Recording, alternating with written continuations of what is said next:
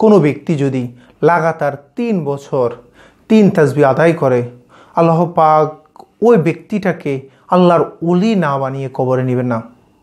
রাসূল সাল্লাল্লাহু আলাইহি সাল্লাম বলে, কোনো ব্যক্তি যদি এই 3 তাসবিহর আমলটা করতে পারে লাগাতার 3 বছর, একটা দিন হয় যেন মিস না যায়, এভাবে আমলটা সে লাগাতার 3 বছর করলো, আল্লাহ পাক সে যদি আর ভবিষ্যতে আর কোনো আমল নাই করে, অর্থাৎ এই 3 তাসবিহর আমল 3 বছর শেষ করে আর কখনো আমলই করে নাই, কিন্তু আল্লাহ পাক বলতেছে যে এই 3 বছর লাগাতার করার কারণে আল্লাহ পাক তাকে আল্লাহর ওলি না বানিয়ে কখনো কবরে নেবেন না, ওলি বানিয়ে তারপর কবরে নেবেন।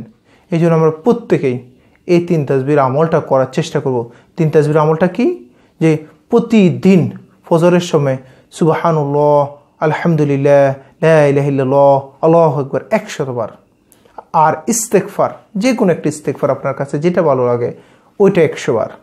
তারপর হচ্ছে যে কোনো দুরূদ শরীফ আপনি 100 বার পড়লেন। ফজরের সময় এইভাবে 300 এবং আসরের সময় 300। ফজরের সময় সুবহানাল্লাহ, আলহামদুলিল্লাহ, লা ইলাহা ইল্লাল্লাহ, আল্লাহু আকবার 100 বার, আস্তাগফিরুল্লাহ 100 বার, সাল্লাল্লাহু আলাইহি সাল্লাম 100 বার পড়লেন। আবার আসরের সময় সুবহানাল্লাহ, আলহামদুলিল্লাহ, লা ইলাহা ইল্লাল্লাহ, আল্লাহু আকবার 100 বার, আস্তাগফিরুল্লাহ 100 বার, সাল্লাল্লাহু আলাইহি সাল্লাম 100 বার।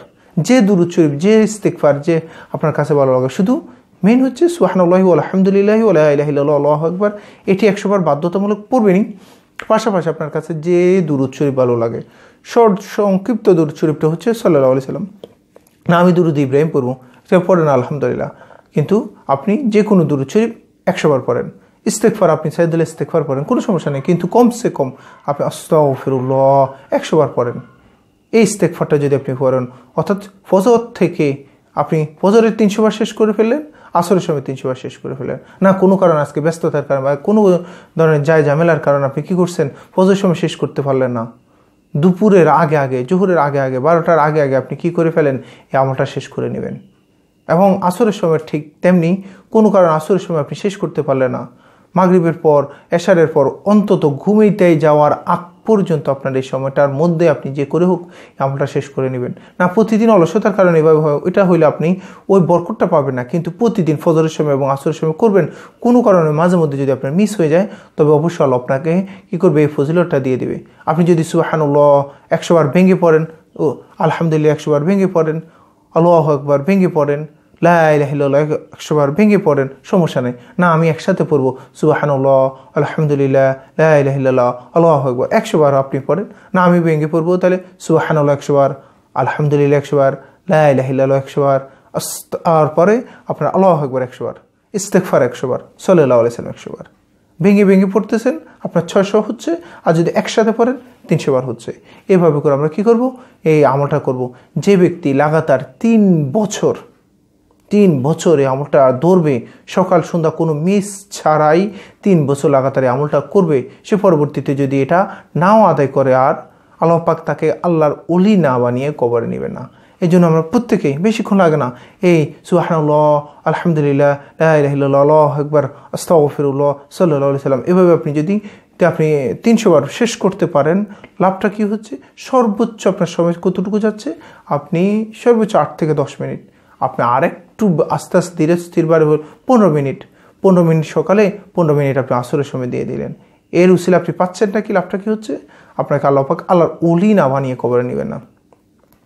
আল্লাহর ওলিদের শান মান আল্লাহু আকবার, যেটা কল্পনার বাইরে। আল্লাহ পাক বলেন যে আল্লাহর ওলিরা যদি কোনো কিছু ধরে, সেটা যেন তারা ধরে না, আল্লাহর কুদরতি হাত ধরছে। তারা কোনো কিছু দেখতেছে না, আল্লাহর কুদরতি চোখ দেখতেছে, আল্লাহ দেখতেছে। তারা কিছু বলতেছে না, আল্লাহই বলতেছে।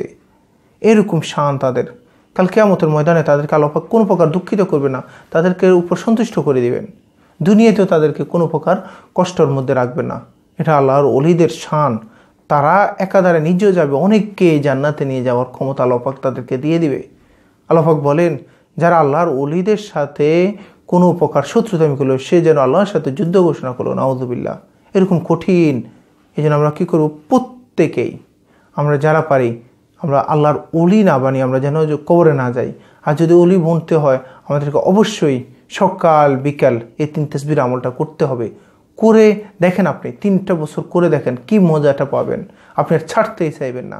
এই জন্য প্রত্যেক নামাজের পর আপনি যে আমল করেন, কোনো সমস্যা নেই, কিন্তু 3 তাসবির আমলটা আমার ফজরে এবং আসরের সময় আমার যেন দৌড়া থাকেই, এইভাবে আমরা আমল করব।